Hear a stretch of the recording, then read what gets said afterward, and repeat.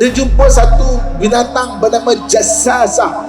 Binatang besar berbulu-bulu, tiba-tiba bercakap dengan bahasa yang boleh difahami. Kau ni siapa? Dia bawanya grup Tamim Ad-Dari ni masuk ke gua, jumpa satu orang yang sedang dirantai, badannya besar. Dia memperkenalkan dirinya sebagai Dajjal.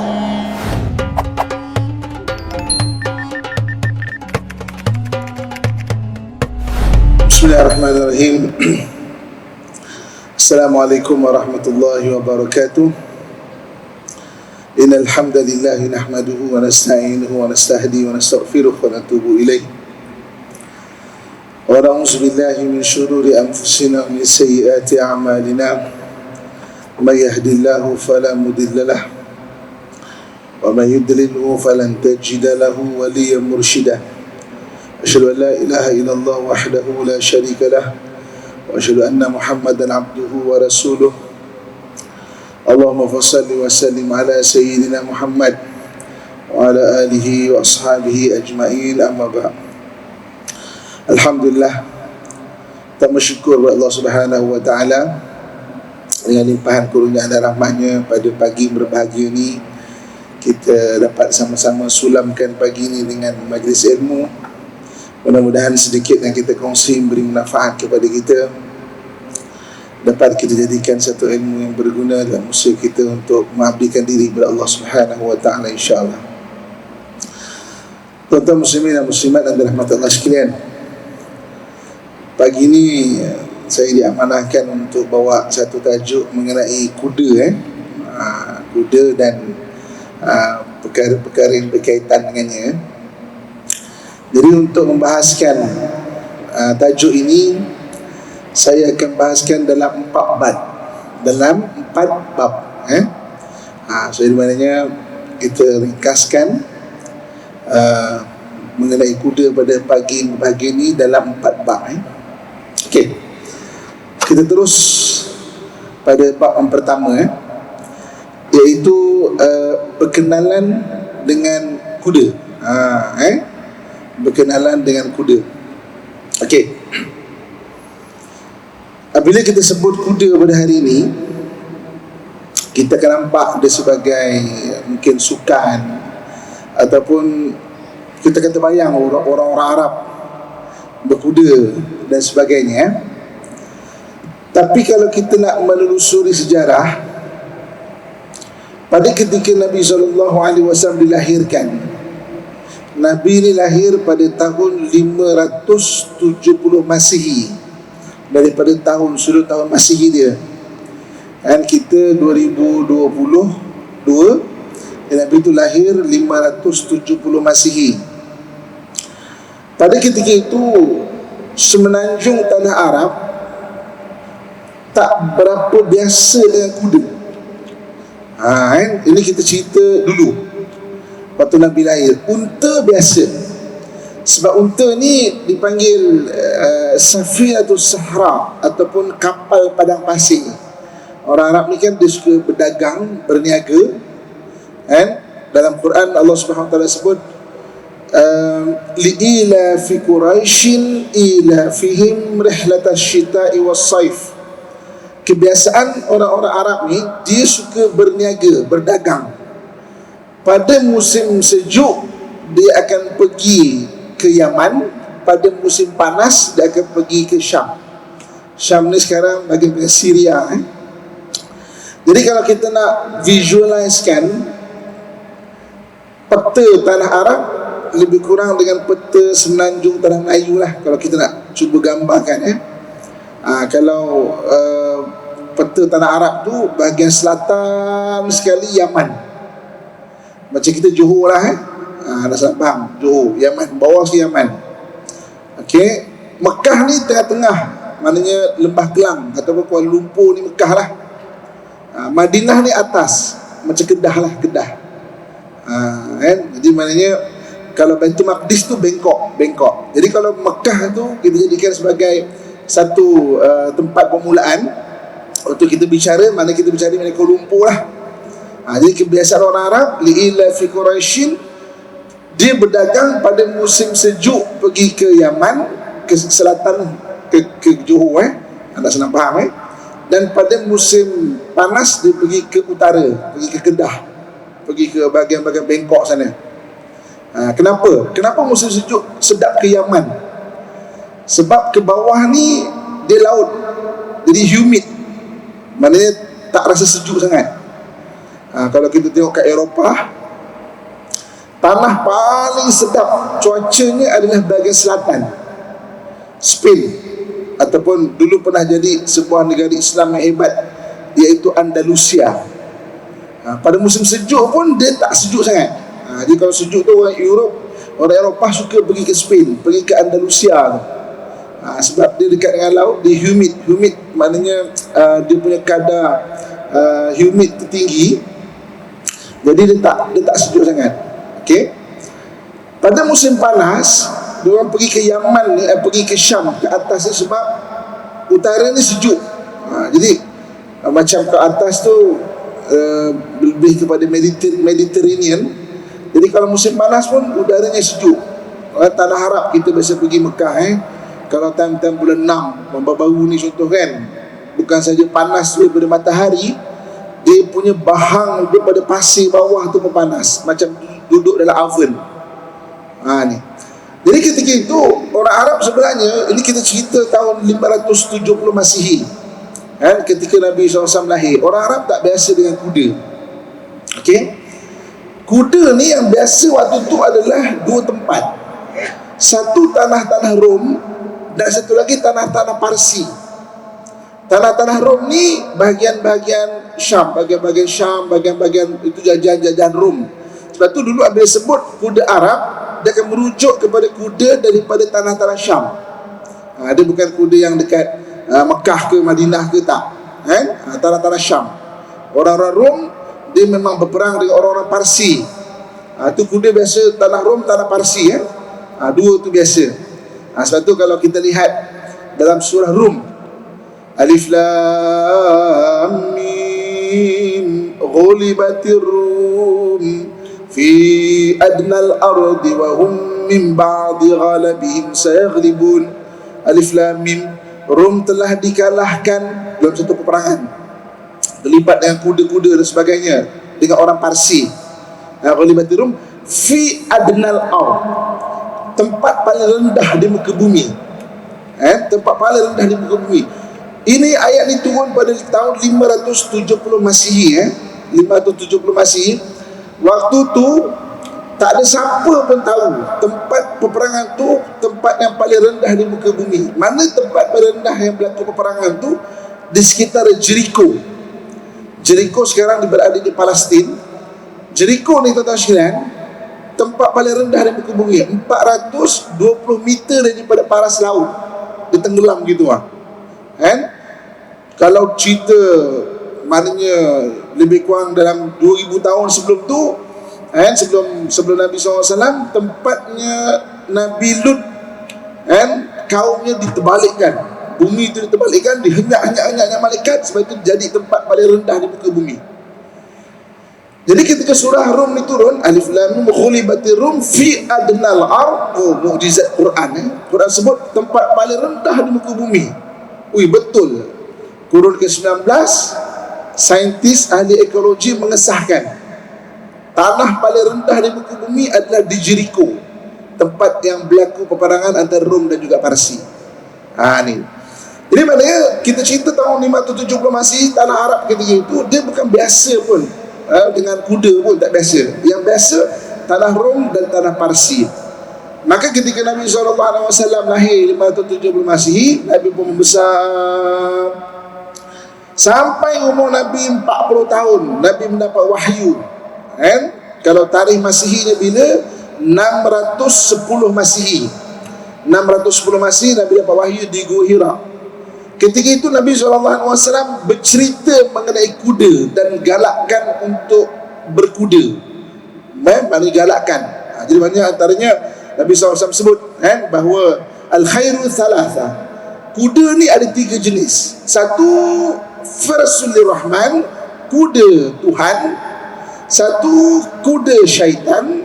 Satu lagi, kuda insan.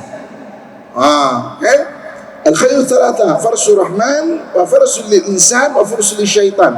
Kuda ni ada 3. Satu kuda Tuhan, kuda insan, dan juga kuda syaitan. Apakah yang dikatakan kuda Tuhan itu? Iaitu seseorang yang mempunyai kuda untuk fi sabilillah, maka thamanuhu ajrun wa rukubuhu ajrun wa ariyatu ajrun wa alafahu ajrun. Maknanya kuda Tuhan ni, orang yang dikuda untuk fi sabilillah, maka dia beli pun dapat pahala, harganya dapat pahala. Dia menunggang pun ada pahala, dia memeliharanya ada pahala, dia mengajarnya pun ada pahala. Kuda ni dia kena ajar. Dia tak naturally pada orang naik itu dia boleh terus naik, dia kena ajar pun pahala. Ada pun kuda syaitan, iaitu kuda yang dibuat untuk bertaruh macam lumba. Rupanya zaman dulu pun ada lumba kuda. Macam sekarang pun ada juga. Orang lumba kuda tu orang bertaruh, kuda syaitan. Membelinya dosa, mengajarnya dosa, menunggangnya pun dosa. Dan juga ada kuda insan, kuda untuk manusia, iaitu orang yang terlibat dalam perniagaan kuda lah. Beli, jual kuda, makanan kuda, peralatan-peralatan. Apa kata Nabi SAW? Fa'asa ayyakuna saddadu minal faqri. Dia akan menjadi perisai daripada kepapaan. Jadi maknanya dulu orang Arab tak biasa berkuda. Kita ingat orang Arab tu hebatlah kuda. Zaman Nabi lahir tak macam itu. Maka Nabi bercerita, menggalakkan mengenai kuda. Dan orang yang paling kurang terlibat dalam benda-benda berkaitan kuda ni, dia menjadi saddadun minal faqri, maknanya perisai daripada kepapaan. Ni tuan-tuan muslimin dan muslimat anda rahmat Allah sekalian, maka Nabi SAW menggalakkan, maknanya cerita pasal kuda tu sendiri lah. Jadi kuda ni dia asing pada penggunaan Arab. Maka Nabi SAW suruh atau cerita mengenai kuda tu. Okey, itu bab yang pertama. Itu bab yang pertama. Okey, bab yang kedua, kita nak cerita 4 bab saja. Okey, bab yang keduanya itu secara umum cerita pengenalan kuda. Bab yang keduanya galakkan terlibat dengan aktiviti berkuda. Galakkan terlibat dalam aktiviti berkuda. Nabi SAW menyebut, alimu auladakum birrimayah wassibahah wa rukubal khail. Ajarkan anak kamu dengan berenang, memanah dan berkuda. Okey.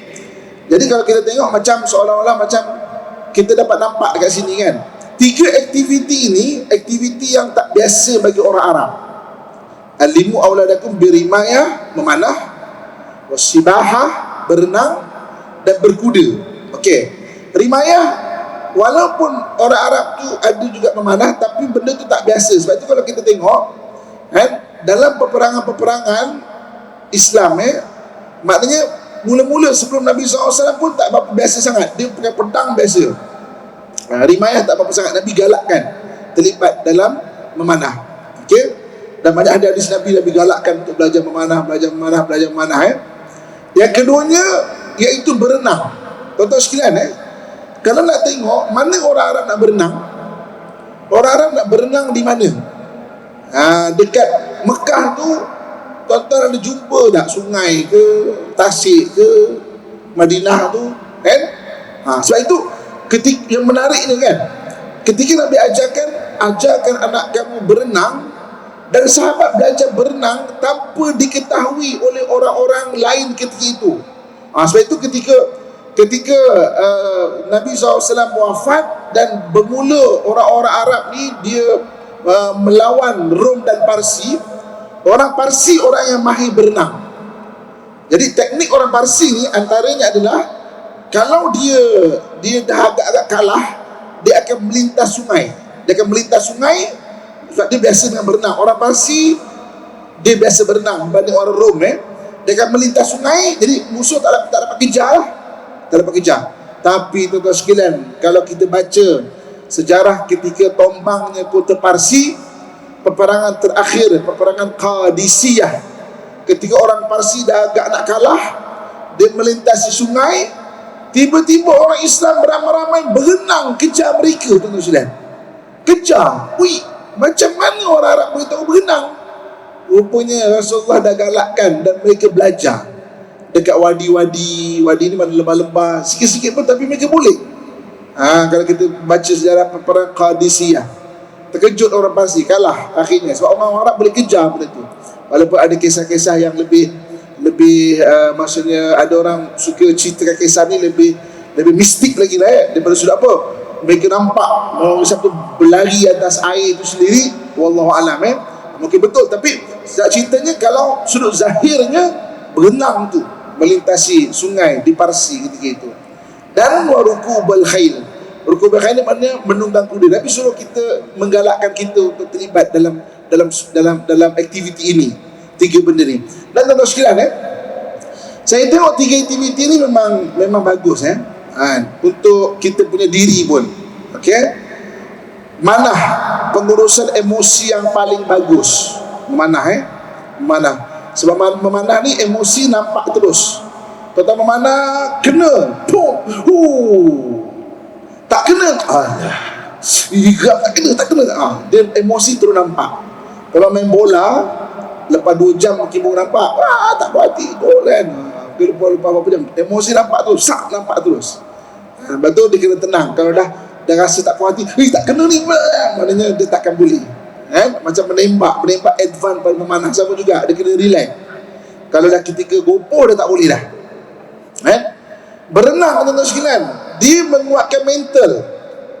Tuan-tuan saya cerita laut lah kita berenang dekat kolam, dekat section berapa ni, Padi ni, pusat akuatik Darul Ihsan. Kolam 25 meter ni, kalau tuan-tuan mula berenang, kalau yang dalam tu, kalau tak biasa 10 meter tu, boleh kena habiskan ni, boleh kena habiskan ni, boleh ke boleh ke, dia mental, dan kuda ni dia adalah pergantungan, maknanya training kita pergantungan keimanan atau tawakal kepada Allah Subhanahu Wa Taala, sebab dia barang hidup, dia bukan macam motor. Motor kita boleh handle sendiri. Sebab tu orang yang naik motor sampai dia boleh kalau tak jadi rasa hebat sebab dia kontrol. Nak lompat mana, nak lompat sini. Kuda tak. Hari ni mungkin mood dia okey, dia ikut cakap kita. Esok dia tak okey, dia tak ikut cakap kita, tuan-tuan sekalian. Dan setiap kuda ni tak sama. Tuan-tuan kalau biasa kuda ni tak sama. Kuda A dia macam manusia juga.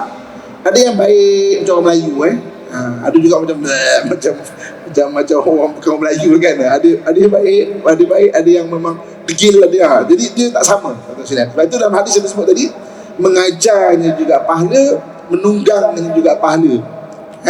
Ini maknanya Nabi mengajarkan terlibat dengan benda-benda berkuda tu.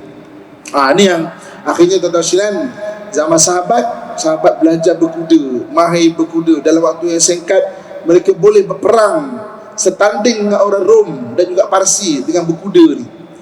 Malahan mereka mula membiakkan kuda. Tuan-tuan kejap lagi pergi kat Google, tuan-tuan type Prophet Tamprin on horses. Dekat kuda ni ada tapak jari jari Nabi ni. Mengikut sebahagian perawian, orang putih mengiktiraf benda tu. Ada setengah-setengah kuda, dia ada, Nabi SAW pernah memberkati beberapa ekor kuda dan untuk dia dibiakkan. Jadi ada kuda-kuda Arab ni, dia ada kuda Arab satu, ada tamprin, Prophet Tamprin dekat bahagian leher dia. Kita tambahkan bacaan nanti dekat Google, bukan belajar dengan Google, sebab saya ada cerita, boleh tambah rujukan knowledge review kita. Ada tamprin pada leher kuda ni. Nabi pernah memberkati keturunan kuda untuk dibiarkan biar berkat. Punya sampai macam tu sekali. Maka zaman Sayyidina Umar radhiyallahu anhu wa arda, Sayyidina Umar membiarkan banyak kuda sebab galakkan Nabi SAW. Dan Sayyidina Umar orang yang berjaya menambahkan Rom dan juga Parsi. Ketika Tariq bin Ziyad ni orang yang mula-mula bawa Islam ke Eropah, Tariq bin Ziyad. Dia bawah daripada sahabat lagi, tabi'in. Dia orang yang bawa Islam ke Eropah. Kalau tuan-tuan pergi ke Spain, Spanyol, dia ada Gibraltar. Gibraltar tu Jabal Tariq, nama dia. Kerana ketika Tariq bin Ziyad sampai dekat Spanyol tu, dekat selatan bahagian benua Eropah, dia bakar kapal dia. Dia kata kat tentera dia, okey, di depan kamu adalah musuh, di belakang kamu laut. Pilih kau nak mati kat mana. Kalau kau takut, pergi laut sana, berenanglah balik pergi ke Maghribi tu. Kalau tak, jom kita berhadapan sama-sama depan musuh, kita syahid ataupun menang. Dan menang Tariq bin Ziyad. Akhirnya menjadi asas kepada pembinaan negara Andalusia. Dan bermula kuda-kuda Arab ni dibawa ke Eropah, dikacutkan dengan kuda-kuda Eropah sana tu. Ni Muslimin dan muslimat rahmatullah sekalian. Okey, jadi itu bab yang kedua, iaitu galakkan terlibat dengan aktiviti. Pertama tadi kuda itu sendiri, yang keduanya galakkan terlibat. Kalau dapat terlibat, terlibatlah. Ini Nabi SAW galakkan. Okey, bab yang ketiga. Okey, bab yang ketiga pula, galakkan ada kuda. Kalau ada mampu pula, tadi terlibat aktiviti je, ini galakkan untuk kita ada kuda. Kita memiliki kuda pula. Mahal tu kan, ataupun tak mahal ke apa ke, boleh tanya orang-orang pengalaman, mana nak beli ke, kan, galakkan. Okey, apa kata Nabi SAW? Benda yang paling Nabi suka untuk menjaganya selepas wanita. Maknanya banyak hadis Nabi suruh kita menjaga, memelihara wanita, jaga kehormatan wanita.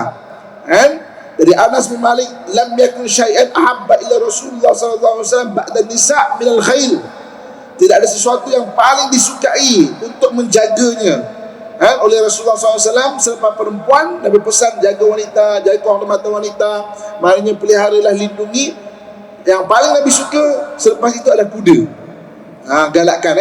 Jadi Nabi, kalau kita berusahalah berniat untuk ada kan. Jadi ini antara benda yang Nabi SAW suka. Dan dalam hadis yang lain, yang keduanya, Nabi SAW satu ketika, ra'aitu Rasulullah SAW, Nabi SAW, para sahabat melihat Nabi SAW dengan jemarinya menggosok-gosok nasiatul farsi baina asba'ihi, dengan tangan dia. Maka wa yaqulu al khairul ma'qudun, dan Nabi SAW bersabda bahawa terikat ataupun tersimpul di ubun-ubun kuda itu keberkatan, kebaikan ila yaumil qiyamah, sampai hari kiamat. Nabi sebut di ubun-ubun kuda tu, Nabi gosok-gosok kepala kuda tu, Nabi kata dia ada kebaikan sampai hari kiamat. Okey. Kemudian dalam hadis yang lain, Nabi SAW berkata, apa kata Nabi SAW? Bahawa semua benda-benda yang berkaitan dengan permainan, apa-apalah permainan, hari ni permainan dah lagi banyak daripada zaman dulu. Orang main motocross lah, orang main 4x4 lah, orang main apa, orang main skateboard lah, orang main apa pun. Semua permainan kalau tak ingat Allah, dia jadi sia-sia, kecuali beberapa perkara. Apa dia? Iaitu orang yang belajar memanah. Memanah ni, dia memanah sana sini, walaupun tadi waktu tu tak ingat Allah, tetap dikira sebagai pahala. Yang keduanya apa? Iaitu melatih kuda. Itu terlibat dengan kuda. Kuda walaupun tak ingat Allah, dikira sebagai pahala. Yang ketiga apa? Iaitu seorang yang bergurau-gurau dengan ahli keluarganya, isteri, suami, bergurau-gurau lupa Allah, walaupun tak ingat Allah ketika itu, tetap dikira pahala. Jadi Nabi SAW sebut antaranya ada kuda, memanah, dan berbuat baik dengan keluarga. Kita bercakap-cakap, bergurau-gurau, berketawa-ketawa dengan ahli keluarga kita, maka dikira sebagai pahala. Itu galakkan. Tuan-tuan muslimin dan muslimat rahmatullah sekalian. Kemudian apa kata Nabi SAW? mathalul munfiqu 'alal khail, orang yang menyara kuda, menyara makan kuda ni, kal mutakaffifu bis sadaqah, seperti orang yang bersedekah dengan tapak tangannya sendiri. Kan? Maksudnya kadang-kadang kita sedekah duit kan, kita tak, orang tu beli makan ke apa, ini seolah macam kita dengan tapak tangan kita sendiri. Mal mutakaffifu bis sadaqah, apa tu? Sahabat bertanya, apa tu yang dikatakan memberi dengan tangan sendiri? Iaitu alladhi yu'ti bikaffihi, orang macam seolah kita terlibat sendiri dengan membantu orang susah dengan tangan kita sendiri ni, kan? Itu orang yang menafkahkan ataupun menyara kuda lah. Ini antara bab ketiga, galakkan. Jadi bab pertama menaik kuda, bab kedua mengenai terlibat dengan aktiviti, bab ketiga orang nak ada kuda, kalau ada lah ya, kan?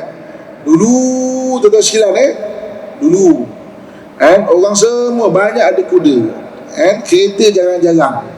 Sekarang terbalik, kereta umur rata-rata, kuda jarang-jarang lah ya, kan?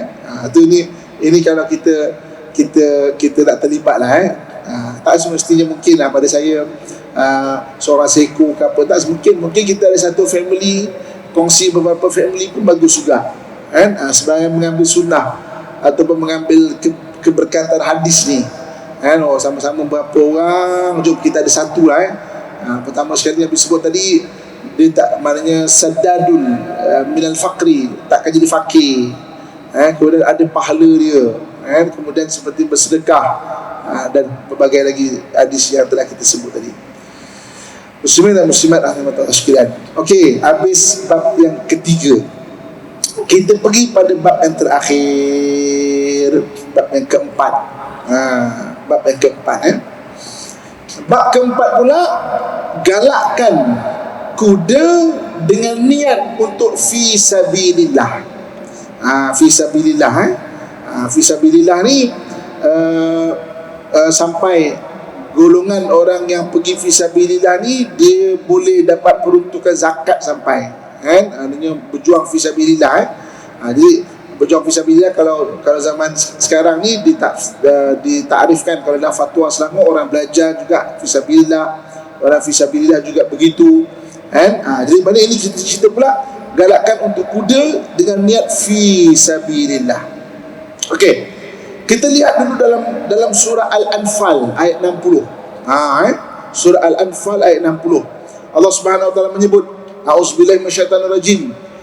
Wa'iddu lahum mastata'tum min quwwatin wa min ribatil khayl turhibuna bihi aduwallahi wa aduwakum wa akharina min dunihim la ta'lamunahum Allahu ya'lamuhum وَمَا تُنْفِقُوا مِنْ شَيْءٍ فِي سَبِيلِ اللَّهِ وَفَّ إِلَيْكُمْ وَأَنْتُمْ لَا تُظْلَمُونَ.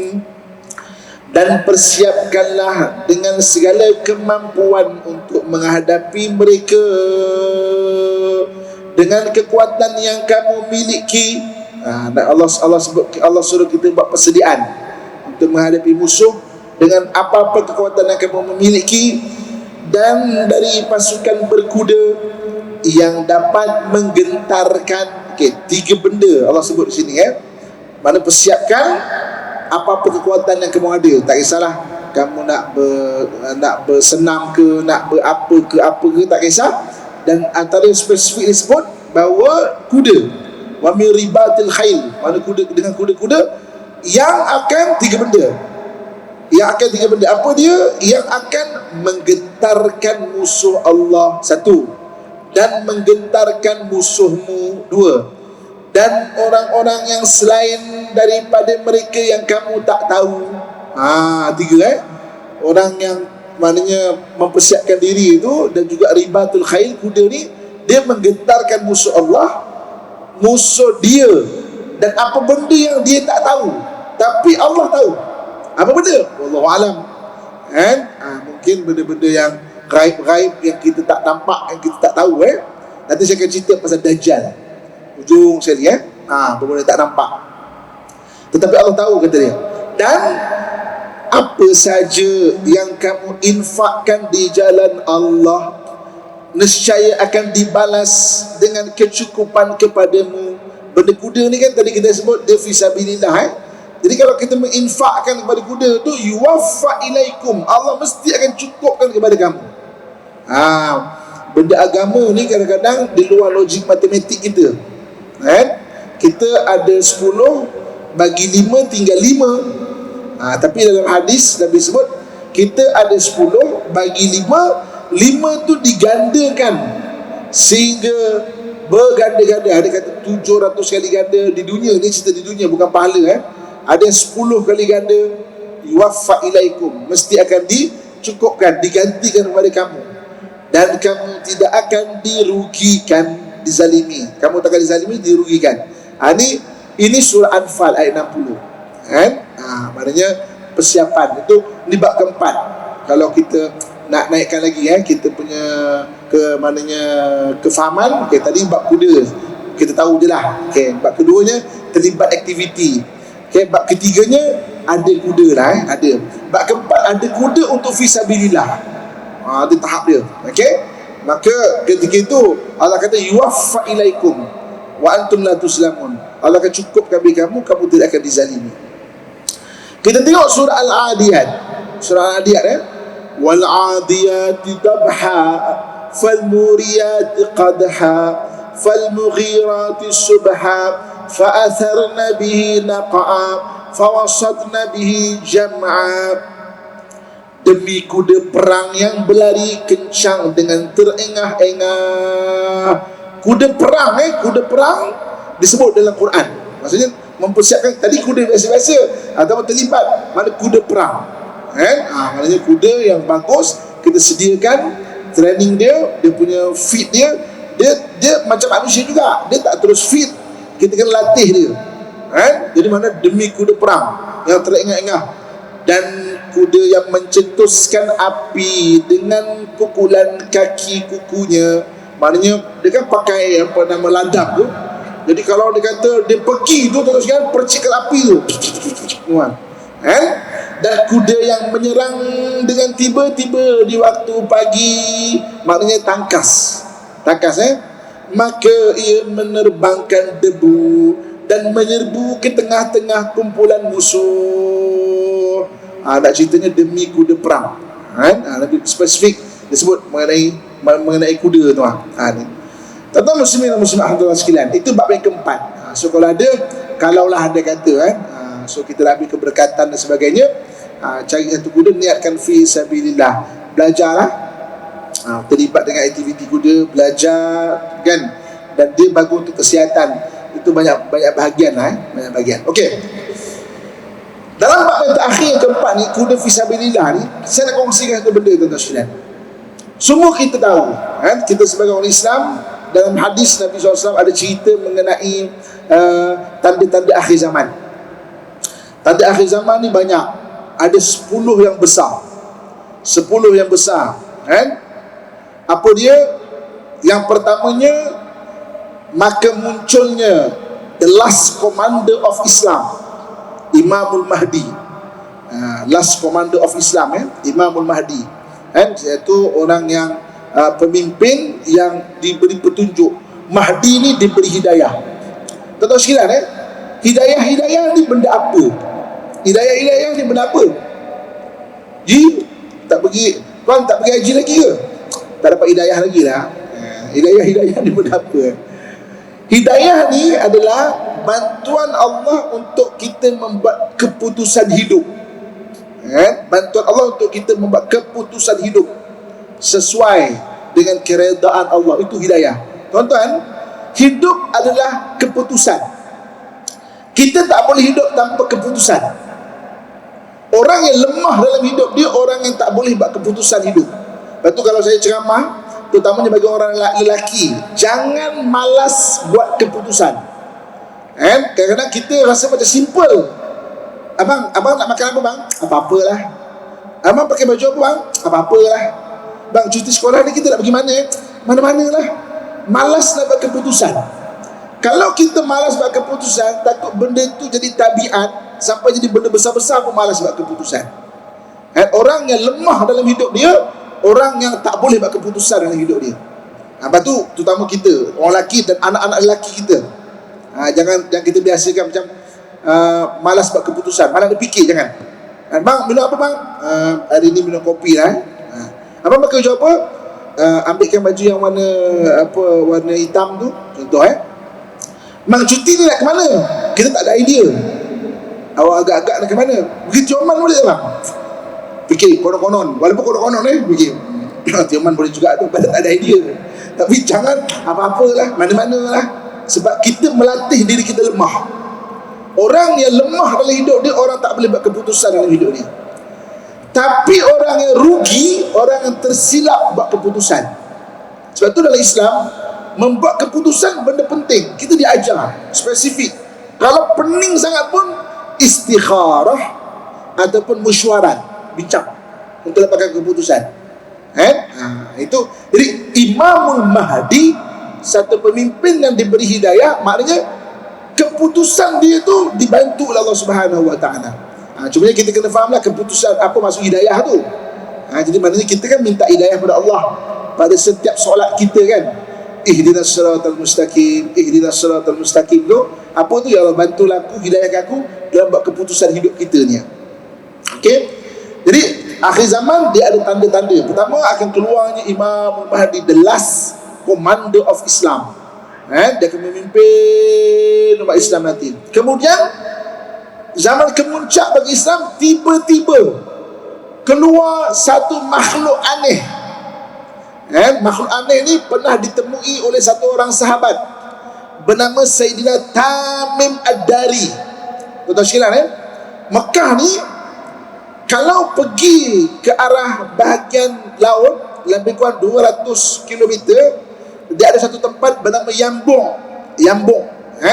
Saya kalau bawa pergi umrah, siapa diver, penyelam kan, pergi Madinah dulu, saya cakap, siapa yang nak ikut saya pergi diving dekat Yambung? Kita pergi diving kat Yambung. Yambung ni tempat pertama Tamim Ad-Dari berlayar. Dia golongan nelayan. Jadi dia berlayar, heading dia, arah dia ke arah timur. Ke arah timur mana? Belah-belah kita belah-belah kita. Dan dia sesat selama 30 hari. Lost. Dia punya heading, direction, koordinat dia hilang, tak tahu ke mana. Dan tiba-tiba dalam keadaan berlayar tu, tuan-tuan, bekalan air ni paling susah ni, bekalan air bersih ni. Sebab air laut kita tak boleh minum. Dia ada garam. Garam ni dia akan pegang air dalam badan. Makin minum makin haus, makin minum makin haus. Lama-lama badan akan bloated. Dia boleh mudarat kat badan kita. Jadi bekalan air bersih ni habis. Jadi panik dan terdampar di pulau. Jumpa pulau, lega sebab dapat bekalan air bersih. Sampai di pulau tu pelik sikit. Dia jumpa satu binatang bernama Jassasah. Binatang besar, berbulu-bulu, mengikut hadis daripada Tamim Ad-Dari, berbulu-bulu. Kemudian tiba-tiba bercakap dengan bahasa yang boleh difahami. Kau ni siapa? Kami daripada tanah Arab. Dia bawanya grup Tamim Ad-Dari ni masuk ke gua, jumpa satu orang yang sedang dirantai, badannya besar. Dia memperkenalkan dirinya sebagai Dajjal. Kemudian tuan-tuan sekalian, dia berbicara, adakah Nabi akhir zaman dah mengisytiharkan dirinya? Ada. Waktu Tamim Ad-Dari belum Islam lagi. Ada satu orang dia kata dia Nabi. Kemudian Tamim Ad-Dari, Dajjal tanya soalan kedua, adakah pokok-pokok kurma di Bisan telah subur? Bisan ni satu tempat di Palestin, tuan-tuan. Kalau dalam bahasa Yahudinya Bit Syi'an ni tempat, kalau sekarang tuan-tuan, pokok-pokok tamar subur-subur. Kalau cerita mengenai tamar daripada Palestin, daripada Bishan yang besar-besar tu. Dajjal pernah tanya, adakah tamar di Bishan telah tumbuh? Ada, tapi tak subur sangatlah. Sekarang tuan-tuan sekalian, jadi industri di Bishan. Soalan ketiga, adakah Tasik Galili telah surut airnya? Okey je tuan-tuan sekalian. Sekarang Tasik Galili tu 1 tahun 1 meter, 1 tahun 1 meter, dalamnya tinggal 50 meter. Kalau konsisten 1 meter 50 tahun lagi. Kalau tiba-tiba ekstrim 1 tahun 2 meter, mungkin 25 tahun, mungkin 10 tahun. Kalau mungkin sikit-sikit, makin sikit, mungkin panjang lagi lah. Wallahu a'lam. Maka dia memperkenalkan diri Dajjal. Kemudian balik, jumpa heading balik ke tanah Arab. Satu soalan, heading ke timur, bahagian Thousand Island, kepulauan yang banyak, belah mana tuan-tuan? Belah mana? Heading timur laut, bahagian Thousand Island ni bahagian mana tuan-tuan? Dua tempat je. Kalau tak Maldives, belah kita ni. Wallahualam. Tapi heading timur. Wallahualam. Dan orang Yahudi juga percaya bahawa dia punya Masayah ni penyelamat dia lah, akan keluar daripada timur. Orang Yahudi juga percaya akan keluar tu daripada timur. Jadi di timur ni ada dua benda yang akan bangkit besok.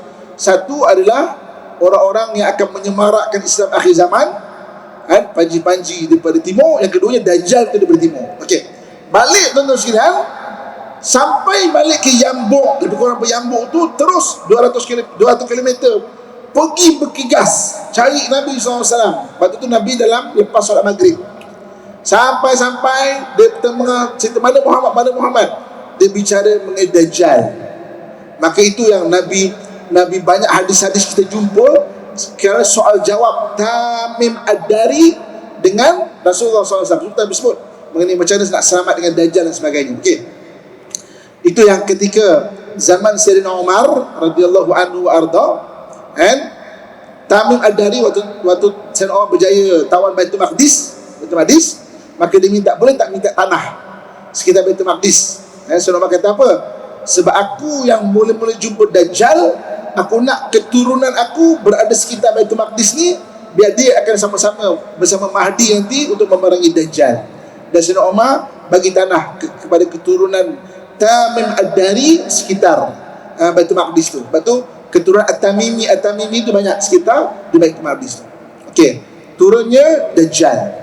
Baru yang ketiga, tanda besar kiamat, turunnya Nabi Isa alaihissalam. Dan Nabi Isa alaihissalam ni akan besok dapat membunuh Dajjal. Kata hadis Nabi SAW, di Babil Lut, di pintu kota Lut, di pintu gerbang kota Lut. Kota Lut ni 15 km daripada Tal Abid. Daripada Tal Abid tu 15 km ada kota Lut. Dia ada dua gerbang, satu gerbang barat, satu gerbang timur. Ulama-ulama sirah kata dia dibunuh Dajjal itu di pintu gerbang timur. Dan orang Yahudi tu dia buat base tentera dekat sekitar kota Lut tu. Orang Yahudi ni percaya hadis. Sebab kenapa kita pelik, kenapa dia percaya hadis? Sebab banyak nabi-nabi diutus daripada Bani Israel. Jadi nature percaya benda gaib ada kat Bani Israel. Bani Israel ni dia percaya benda-benda gaib tu. Malah benda-benda khurafat dia percaya. Dia lebih khurafat daripada mana-mana bangsa. Badan dia penuh tangkal ni. Banyak yang berambu-rambu tu tangkal lah, kat kepala lah, kat tangan lah. Kalau pergi mana-mana tempat nak tahu, ni kedai Arab ke kedai Yahudi? Sebab muka orang lebih kurang sama je. Tengok depan kedai, confirm kedai Yahudi ada tangkal. Confirm. Dia pakai mi'zuzah, confirm ada tangkal. Saya suka tanya dia, apa ni? Oh, ini untuk jaga kedai. Saya kalau pergi Palestin, saya dulu kan biasa tak sebelum PKP tak bulan bawa pergi Palestin pergi Masjid Aqsa. Saya suka dah habis Jumaat, saya suka menyakat orang Yahudi. Kalau saya pakai cincin kan, kata, kau tahu tak, cincin aku ni kan malam-malam tak ada mimpi tau. Dia suka cerita-cerita macam tu. Oh ya ke? Jual lah kat aku. Tak boleh. Dia suka. Orang Yahudi ni suka cerita benda pelik-pelik. Dulu era Sharon 5 tahun kan disimpan, dan brain dead. Orang tahu dia mati lah. Saya kata, kau pun tahu dia dah mati lah kan. Apa saya kau simpan? Tak, dia kena sihir orang Islam. Kita cuba untuk ubat dia. Itu profesional mana pun.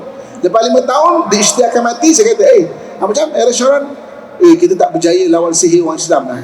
Kuat sihir orang Islam ni pada dia. Lepas tu dia simpan 5 tahun. Dia bergemuk pun sampai kurus.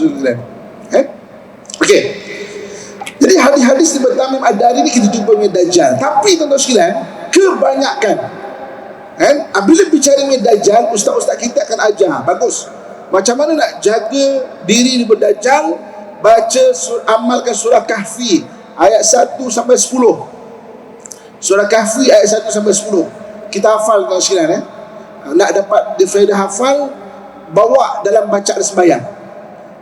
Rakaat pertama baca 5 ayat, rakaat kedua baca 5 ayat. Barulah kita boleh hafal, senang. Kalau tak, susah hafal. kan? Jadi bawa dan baca sembahyang. Siapa yang mengamalkan surah Kahfi ayat 1 sampai 10, usiman minad dajjal, dipelihara daripada dajjal, kan? Tapi kebanyakan ustaz-ustaz kita kalau mengajar mengenai dajjal, dia ajar kita untuk jadi orang yang defensif, maknanya bertahan. Kau baca surah ni, maksudnya apa? Dajjal takkan dapat mengganggu kau. Maknanya nyoroklah kat gua ke, dekat pokok kelapa sawit ke, kat mana ke, Dajjal takkan datang, kan? Tapi jarang kita diajar untuk jadi orang yang bersama-sama Imam Mahdi dan Nabi Isa, menjadi orang yang ofensif. Bukan saja semata-mata nyorok Dajjal takutlah kat belakang pokok sawit. Kenapa tak menjadi orang yang sama-sama terlibat dalam menentang dan melawan Dajjal? Kan? Kalau kita nak jadi golongan demikian, antaranya belajarlah untuk menunggang kuda.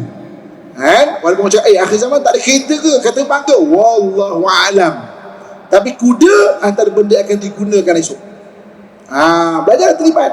Jadi, selain daripada kita bersedia untuk defensif, maksudnya nyoroklah takut, apa kata kita naikkan kita punya cita-cita jadi orang yang ofensif pada Dajjal, yang bersama-sama dengan Imam Mahdi besok, dengan Nabi Isa besok. Kalau tak kita, keturunan kita, tapi kita cetuskan untuk terlibat dengan bela kuda. Taklah kita macam takut nyorok belakang kelapa sawit lah, gua lah, tepi sungai lah, apa kan. Kita orang yang sama-sama berjuang, lawan, kan? Sebab itu dalam hadis Nabi SAW sebut kan, antara besok banyak rahsia-rahsia hadis kan, besok kelaparan, kan? Orang yang hanya kenyang ketika itu orang yang ada zikrullah. Ada orang bahaskan hadis itu secara zahir, dengan zikrullah kita jadi kenyang, kan? Ada satu bahagian ahli muhadisin kata, sebenarnya bukan zikrullah itu menjadi kenyang semata-mata secara automatik, tapi orang yang mengingati Allah, akalnya sentiasa bergerak, dia tak akan anxiety itu maksudnya kerisauan melampau. Besok Dajjal keluar, takutlah, risau. Otak dia sentiasa okey. Zikrullah ni, otak kita sentiasa berfungsi, tak depression, tak anxiety. Ketika laparan, okey, sekarang ni memang dah tak ada makanan, apa nak buat? Tanam pokok yang cepat tumbuh, makan ubi ke apa. Otak takkan mati, tuan-tuan sekalian. Orang zikrullah ni, sama ada zikrullah tu jadi kenyang tiba-tiba tak ada makanan, zikrullah kan, ataupun lepas satu lagi perbahasan, otak tak mati.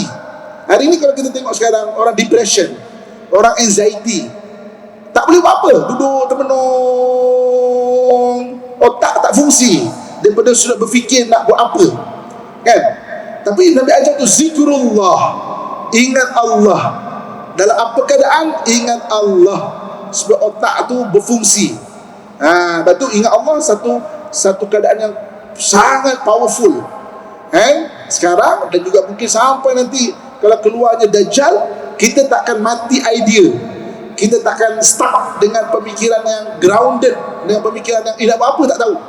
Orang zikrullah tetap dia ada berfikir, berjalan. Ini benda-benda kita kena ajar kepada anak-anak kita, kan? Bukan semata-mata baca surah Kahfi defensif, nyorok kat gua, kat pesawit, bagus, paling kurang macam itu, paling kurang. Tapi tingkatkan satu lagi, biar kita jadi orang yang terlibat, aktif, kan, dengan benda-benda akhir zaman ni. Jadi tuan-tuan muslimin sekalian, sebagai kesimpulan dia pada hari ini, okey, apa yang kita belajar pada hari ini? 4 perkara. Yang pertamanya, cerita umum mengenai kuda. Okay, kita tengok mungkin asing, kalau kita tengok mungkin asing, tapi sama juga 570 Masihi, ketika zaman Nabi SAW lahir, kuda juga asing bagi orang Arab sebenarnya.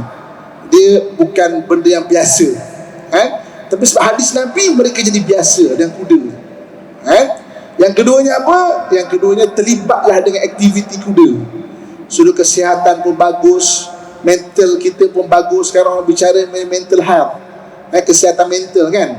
Kuda antara yang sangat bagus. Bukan saja mental health, orang anxiety, orang depression, orang bipolar, orang OCD dan sebagainya, tuan-tuan sekalian. Tapi hatta, cuba boleh tambahkan bacaan kita dekat research tu, hatta budak-budak autism pun bagus. Budak autism kan pun bagus dengan berkuda. Memanah berkuda, berenang, antara treatment yang bagus, kan? Apatah lagi sekadar kita anxiety ni, kan? Jadi terlibat dengan aktiviti berkuda. Yang ketiga, kalau dapat belalah kuda untuk keberkatan hidup kita, Allah jamin supaya kita punya rezeki dan sebagainya. Dan paling bagus yang keempat, dekatkan membela kuda dengan niat fi sabilillah. Bersedialah untuk maknanya fi sabilillah tu kan. Itu lagi yang bagus lah, yang keempat itu. Dan saya dah ceritakan mengenai di akhir zaman, apa yang akan berlaku pada akhir zaman. Jadi mudah-mudahan beri manfaat kepada kita, insya-Allah. Aku qauli ma sami'tum, astaghfirullah li wa lakum wa risailil muslimin fa ya fawzal mustaghfirin wa ya najatat taibin. Assalamualaikum warahmatullahi wabarakatuh.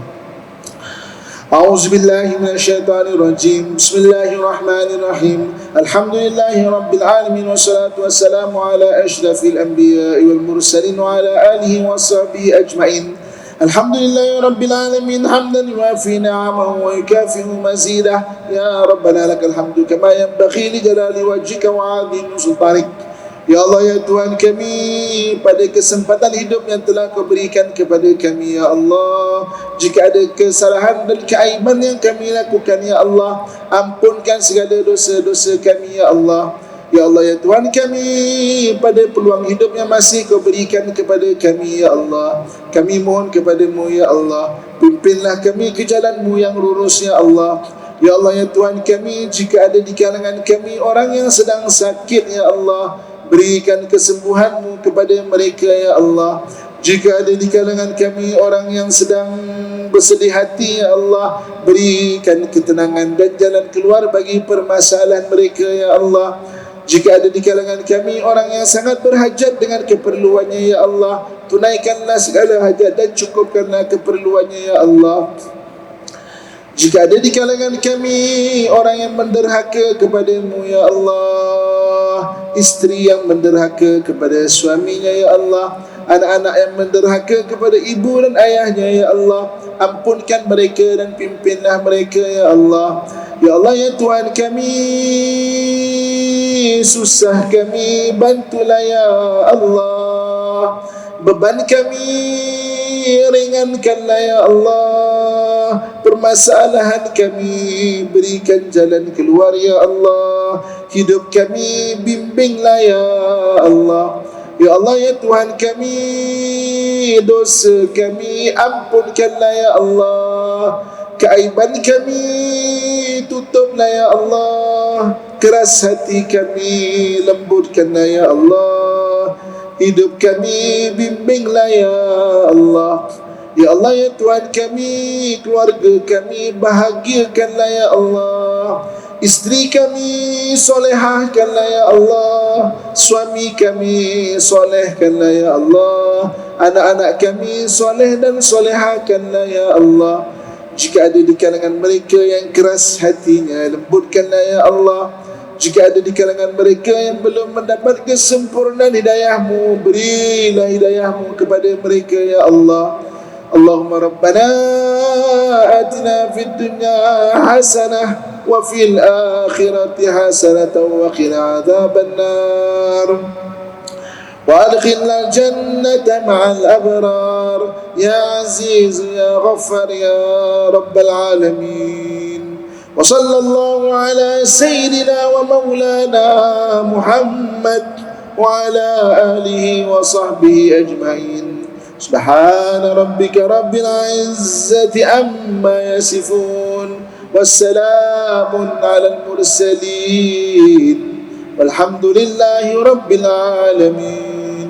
تقبل الله منكم منا ومنكم تقبل يا كريم. Tuan-tuan kita bicara hadis Nabi, kita akhirnya selawat Nabi SAW. Sallallahu ala Muhammad, sallallahu alaihi wasallam, sallallahu ala Muhammad, sallallahu alaihi wasallam. Alhamdulillah.